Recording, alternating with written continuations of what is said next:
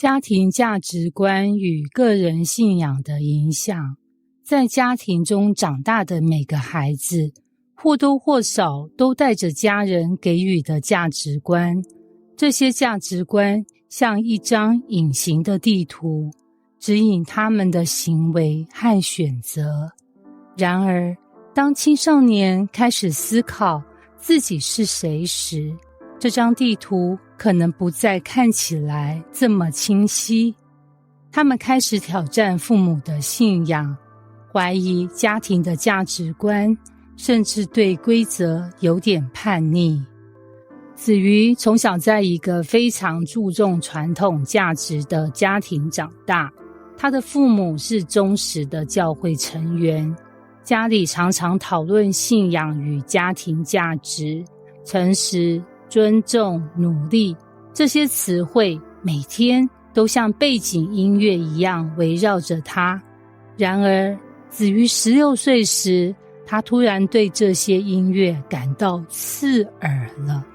有一天晚饭时，妈妈说：“子瑜，记得明天教会的活动，大家都等着你帮忙呢。”子瑜皱起眉：“我明天要跟朋友去逛街。”“这是你答应过的事，怎么能临时改变呢？”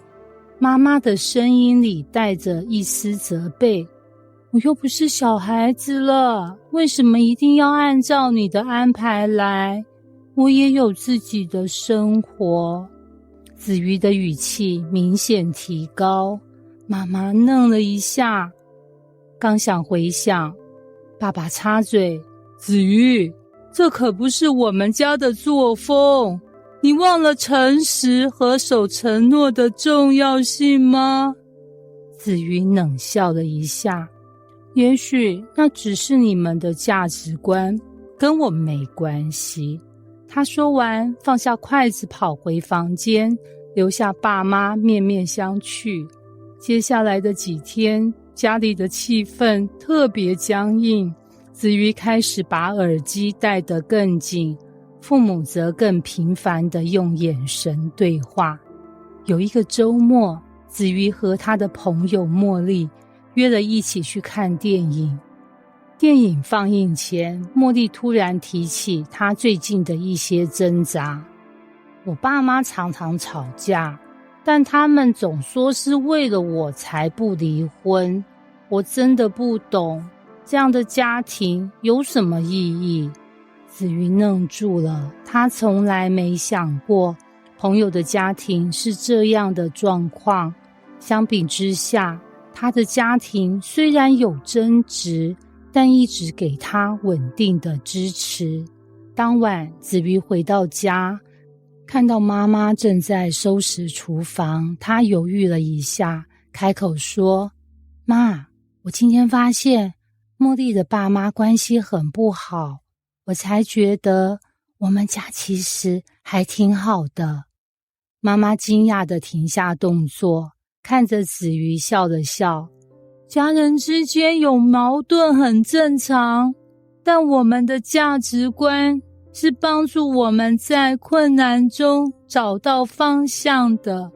即使有时候你觉得它不适合你，我们还是希望它能成为你的支持。”子瑜沉默了一下，点点头：“也许我需要更多时间去想想什么是真正重要的。”这一刻，子瑜开始重新审视自己和家人信仰与价值观的连结。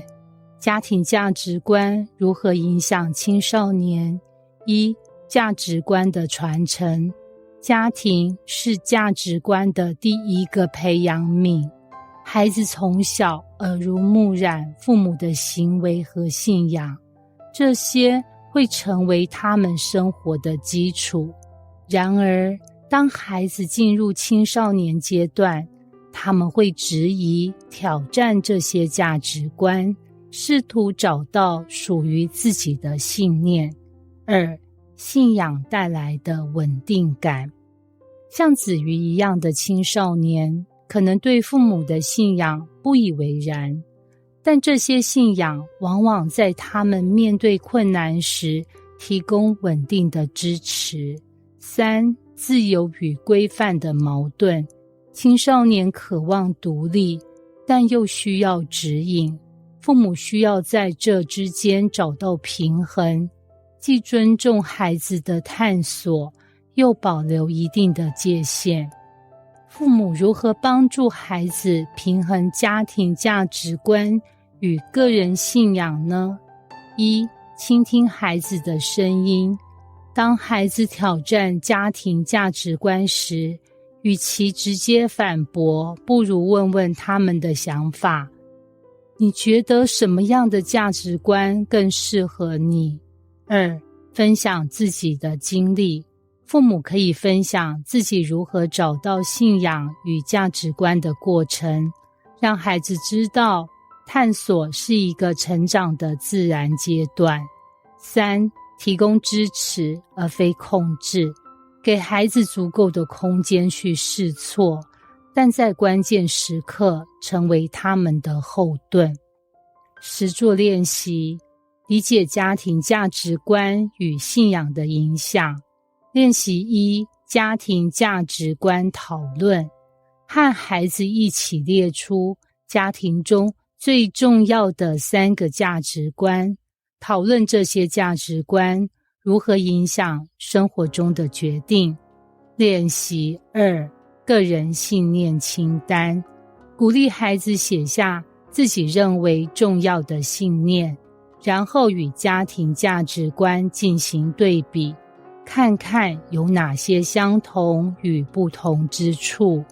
练习3：角色互换，模拟情境，让孩子扮演父母，父母扮演孩子，体验彼此的立场，这能促进相互理解。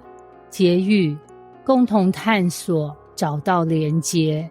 家庭价值观与个人信仰的互动就像一场双人舞，青少年在成长中需要探索自己的节奏，而父母则是那个提供支持的舞伴。